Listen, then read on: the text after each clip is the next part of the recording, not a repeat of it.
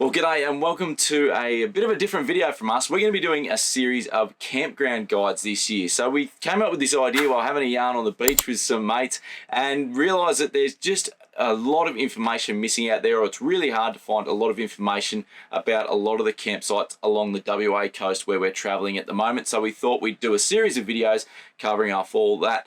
This week is going to be Lucky Bay near Kalbarri, not to be mistaken with Lucky Bay down near Esperance, and we're going to be doing a heap of the Ningaloo coast ones as we travel north as well. So 14 Mile, Windabandy, south of Froy, Osprey, all those popular sites, as well as all the ones in between, as many as we can get to, and just sharing a heap of information about them so that it's all in one place for you in an easy to digest format. Now, if we miss anything or if there's anything you'd want to know that we didn't include in any of these videos, the comments section below the video is the best place to get in touch with us and let us know about that. We can answer any questions for you in there. And if you've got any ideas for this series and anything you'd like to see us include in future videos, that's the best spot to do that as well. So jump in down below and leave us a comment, and we'd really appreciate that because we want to make these videos as best a resource as we can for you.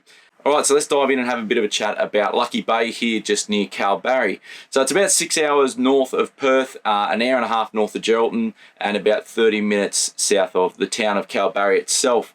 Now, Geraldon and Kalbarri, depending on which direction you're coming from, are going to be your best spot to get supplies on the way in. It is a paid campground. It's $15 per vehicle per night.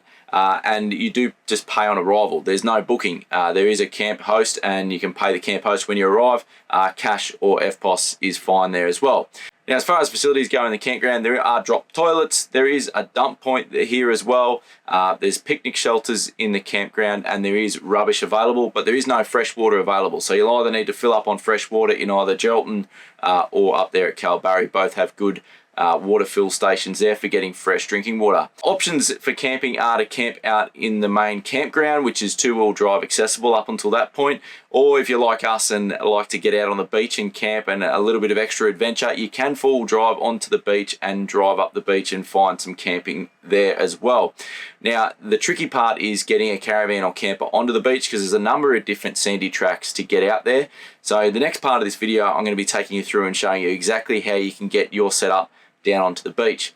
Now, once you're down on the beach, whether you're camping down on the beach or whether you're just traveling down there from the campground, you're going to find some awesome swimming spots. We've seen some people have a lot of success fishing here as well. It's a very popular fishing spot, and you can also jump in the four-wheel drive and head up and have a bit of play in the sand dunes, which I reckon's a load of fun and highly recommend doing that.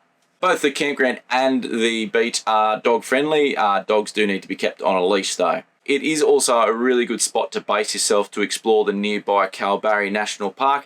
It's a little over an hour's drive away, but because there's no camping in the national park itself, your only options really in the area are Murchison House Station, the caravan parks in town, or down here at Lucky Bay. And we reckon Lucky Bay is a really good spot to do that. Some of the famous stuff in Kalbarri National Park, like the Skywalk, Nature's Window, and just some incredible gorges through there. We really highly recommend going to check out Z Bend as a highlight there. To the south, about half an hour away, is the famous Hutt Lagoon, which is one of these pink lakes that are in the area. You can go and check that one out. It's not too far away as well, or on your way back out or into the campground if you're going via Geraldton is a good time to stop off and have a look at that as well. So when you camp at Lucky Bay, you got two main options. There's the main campground that we're just driving through now, which is where the dump point is, rubbish, toilets, and some picnic shelters. They're just long drop dunnies. But there's also the option to get down on the beach. But what you don't want to do, in our opinion, is take the main track that goes through the campground to get onto the beach if you're towing, because it's a pretty windy, soft, sandy track. Not the easiest way to get on the beach. So we're going to show you, take you back up to the ranger station that you come to when you first check in, and show you the easier way to get on the beach so you don't get stuck. Or you're less likely to get stuck, put it that way. You'll probably still get stuck at some point, but that is what happens when you go beach four-wheel driving, especially when you're towing, is that the chance of getting bogged is real, but it's relatively easy to get yourself out, generally, hopefully. It is a nerve-wracking thing to tow a caravan and stuff onto the beach. I'd definitely recommend, if you're a bit nervous about it, do what we did and unhitch first. You can take your van up to the campground. Oop, bumps.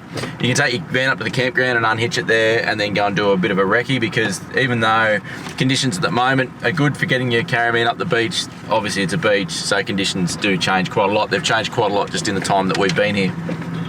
So yeah, a couple of options there, but let's go and I'll show you where the track is to get your caravan down to the beach so you can get a wicked spot like we have.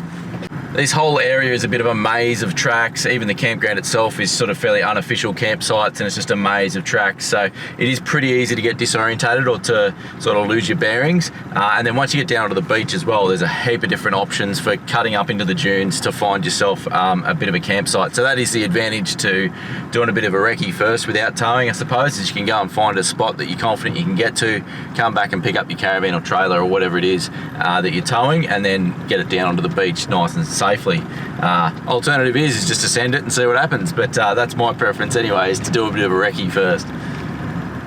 So once you reach the ranger station, that's where you're going to want to air down if you haven't aired down already by that point. It is going to be a soft sand entry, so you're going to want to go down to your low beach pressures. I think I ended up down at around 12 in the front and 15 in the back, and let down your caravan tyres as well, or trailer, whatever it is that you're towing. Once you've aired down and seen the caretaker, head down past on the main track that heads down to the campground is the best way to go, I reckon. And then you're just going to go along this dirt track for a few hundred metres, and you're looking out for a left-hand turn that's going to take you around the back of some of the beach shacks that are here at Lucky Bay. All right, so this is our left-hand turn here. You can see the blue sign just in front saying the campground's to the right. That is the way you keep going if you want to go to the main campground, but we're going to turn left here to go out to the beach. Now, you're going to see a sign here that's saying only four-wheel drive vehicles beyond this point. If it is busy at the caretaker's station and you haven't been able to air down there, this is another good spot to do it just after you turn left, because straight after this you can see it's going to turn into sand. Now, it's not too soft just here as we make our way through these tracks. We're just going to head around the back of some of these beach shacks that are here at Lucky Bay.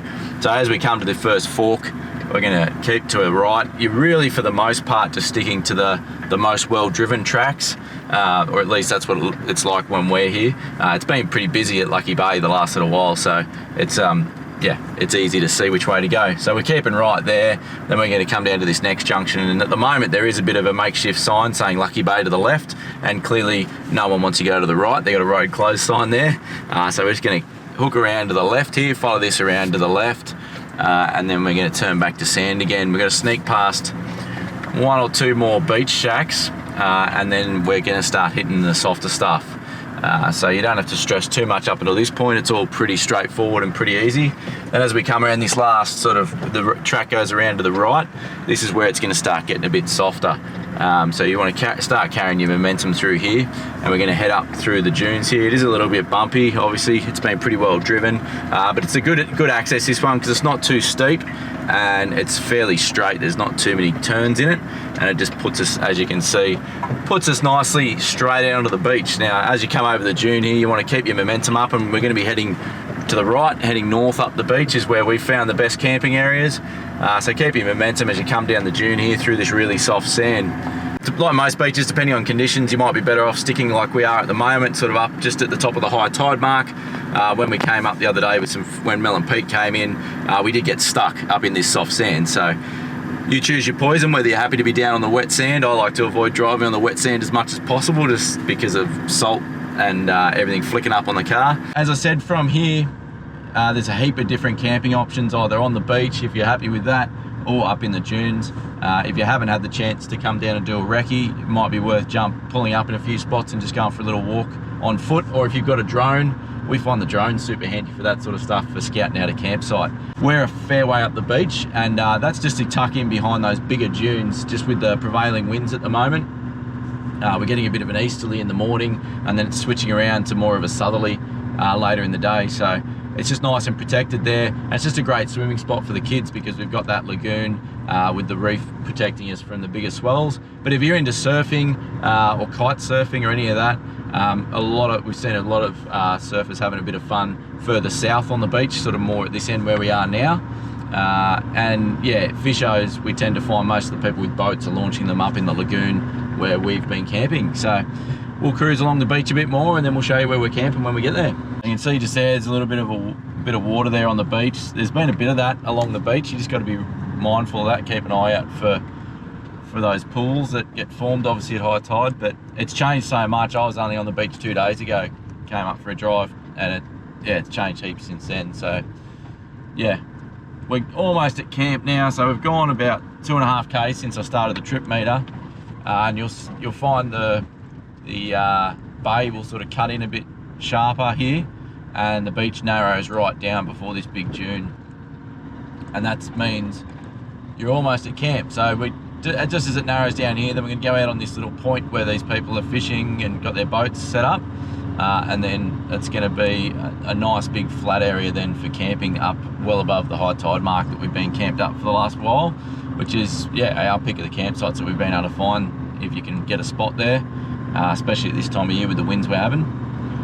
A few people pulled in this morning. There's a big group of about 30 blokes here for their annual week-long fishing trip, so she's a bit busy at the moment, but yeah, we've had some time here that's not quite all to ourselves, but been a lot quieter. So if you are going to camp where we are, I'd recommend just pulling up here down on the flat, on the nice firm sand, and then going for a walk and picking a spot, because you've sort of got to commit to heading up the dune. You've got to commit to which way you're going to head, because yeah, the hardest bit's going to be getting yourself up on the dune in the soft sand, especially when there's quad bikes and fishers everywhere. And kids. And kids.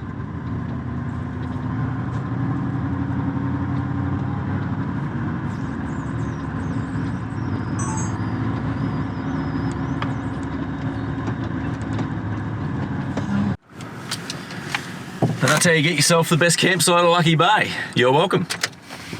Well, there you go, guys. I hope you enjoyed this video. We want to keep these ones pretty short and sweet. Let us know, would you go and take your caravan down onto the beach there at Lucky Bay? We highly recommend it. We had an absolute blast camping there. You do want to watch the weather though. Obviously, being on the beach, if the wind and the weather isn't in your favour, it may not be as pleasant as what we had for the majority of our stay. But yeah, if you are in the area, we do highly recommend either in the campground or on the beach. Lucky Bay is a great place to stop on your way travelling the WA coast, and make sure you get in and have a look at the National Park and Hutt Lagoon as well. That's all for this one this week, guys. Join us this Sunday. We'll be back to our regular videos this Sunday, and if you want to see our time at Lucky Bay there at Kalbarri, jump over and check out our last 2 videos on YouTube. I'll leave one up here for you and one just over there, and you can head up there and watch those videos after this one, and we'll hopefully see you out there somewhere. Safe travels, everyone.